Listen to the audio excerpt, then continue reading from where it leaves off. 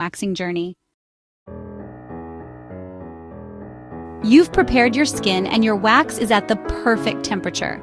Now it's time for the main event. This is where your focus and technique will pay off. Grab a wooden applicator and dip it into the melted hard wax. You want to get a small, manageable amount on the tip. Working in small sections about 1 inch wide and 2 to 3 inches long is key. Apply the wax to your skin in the same direction that your hair grows.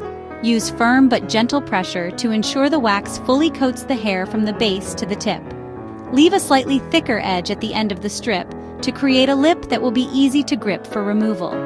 Once the wax is applied, you need to wait for it to set.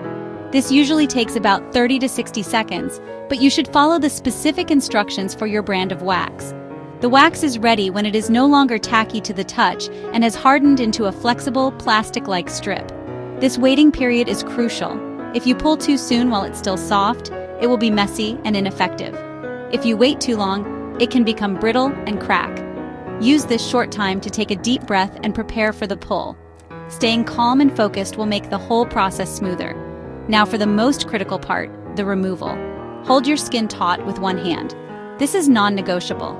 Pulling the skin tight creates a firm, stable surface and dramatically reduces the pain of the pull. With your other hand, grip the little lip you created at the end of the wax strip. In one quick, fluid motion, pull the strip off in the opposite direction of hair growth. It is very important to pull parallel to the skin, not straight up away from it. Think of it like ripping off a bandage. Hesitation will only make it more painful. A fast, confident pull is the most effective and least painful way. Immediately after you pull the strip off, place the palm of your clean hand firmly on the just waxed area. Applying this gentle pressure for a few seconds can work wonders to soothe the initial sting. The nerve endings in your skin get overwhelmed by the pressure sensation, which helps to distract them from the pain message. This simple trick can provide instant relief.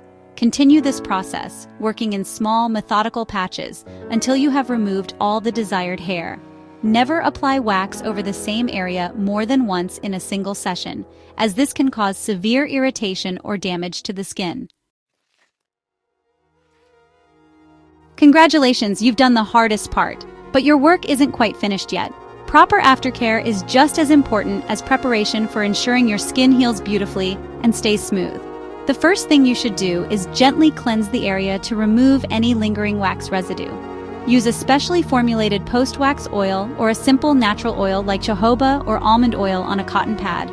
Avoid using alcohol-based products or harsh soaps, as these will sting and dry out your now very sensitive skin. The oil will not only remove the wax, but will also help to soothe and moisturize the area.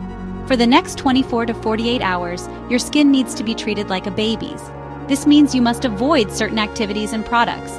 Steer clear of hot baths, saunas, swimming pools, and intense exercise that causes a lot of sweating. These activities can introduce bacteria into the open follicles and lead to irritation or infection. You should also avoid wearing tight-fitting clothing or synthetic fabrics like nylon or polyester. Opt for loose, comfortable cotton underwear and pants to allow your skin to breathe and prevent friction, which can lead to uncomfortable chafing and bumps. To further soothe the skin and prevent irritation, you can apply a calming product. A pure aloe vera gel is an excellent choice for its cooling and anti-inflammatory properties. You could also use a fragrance-free gentle moisturizer or a product